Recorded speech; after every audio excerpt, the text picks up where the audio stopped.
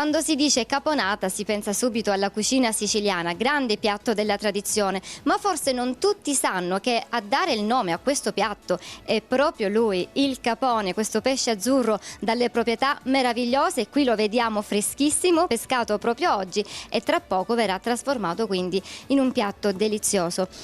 Molti pensano, signora Sandra, che la caponata sia quella con le melanzane, invece è questa la ricetta vera, autentica? Questa è il capone. Poi gli ingredienti oltre al pesce sono quelli canonici, quelli della caponata di verdure. Sì, sì, le olive, i capperi, la cipolla. Allora, li vediamo proprio qui. Sono già pronti, cipolla sempre affettata finemente e queste olive io so che sono fatte in casa. Le olive fatte in casa e poi il sedano che viene prima un pochino sbollentato e poi messo tutto assieme. Siamo sempre dalla cipolla che vuole più tempo per la cottura. Abbiamo messo poco olio. La cipolla sì, è poco olio perché poi dobbiamo aggiungere un pochino di acqua.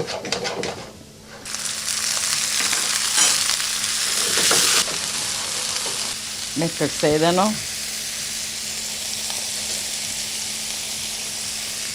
le olive con i capperi,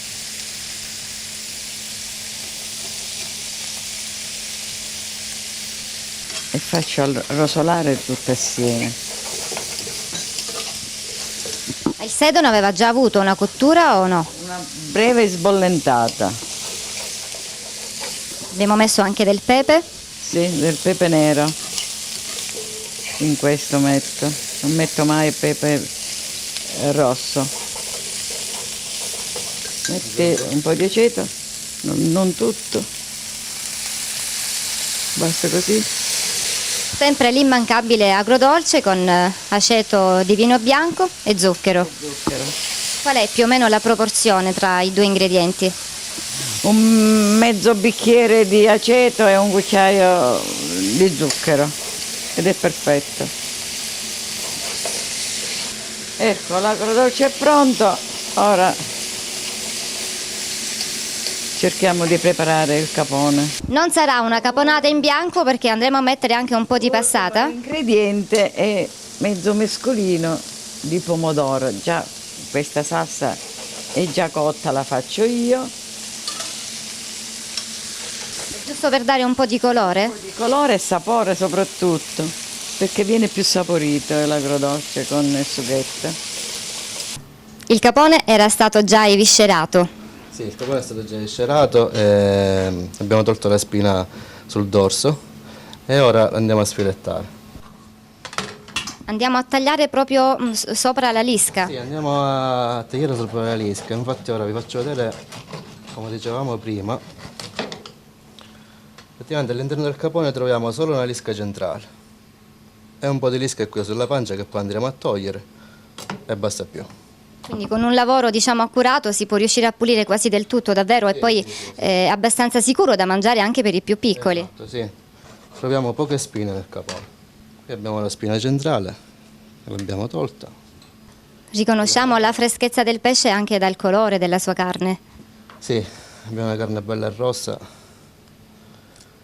Ora vedete qua dobbiamo togliere queste poche spine e praticamente il capone diciamo che in teoria è tutto pulito.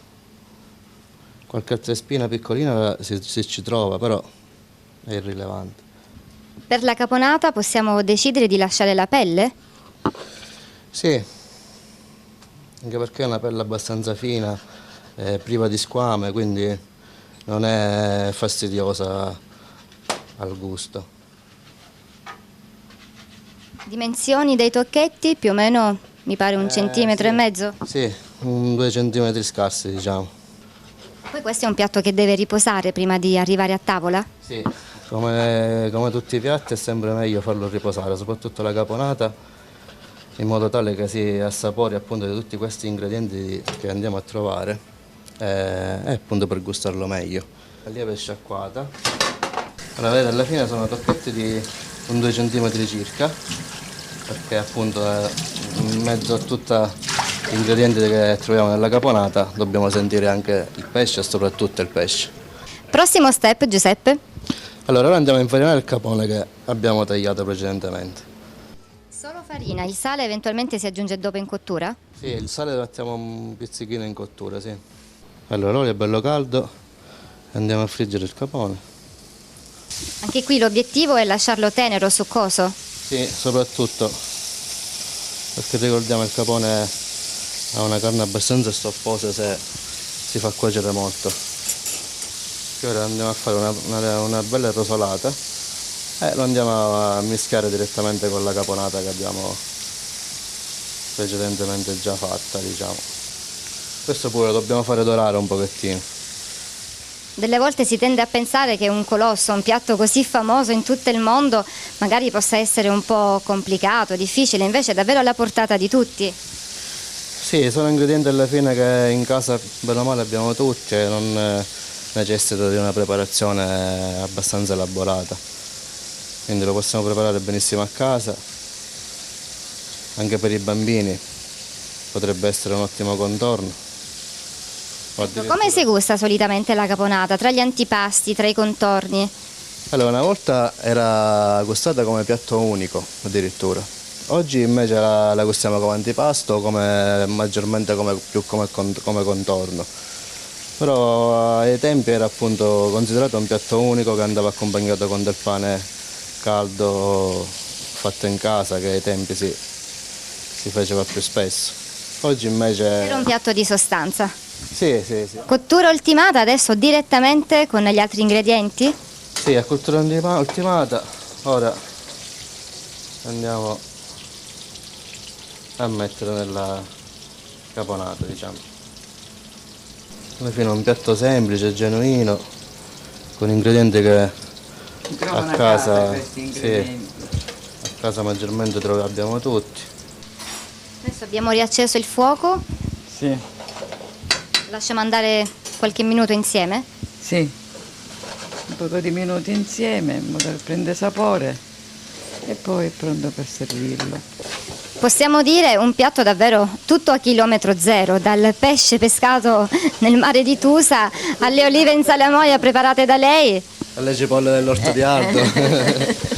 Pochi passaggi, Giuseppe, seguiti a regola d'arte, il nostro piatto, direi capolavoro, è già pronto. Sì, è già pronto.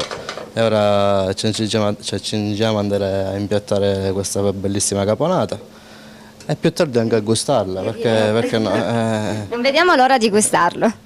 Andiamo ad impiattare.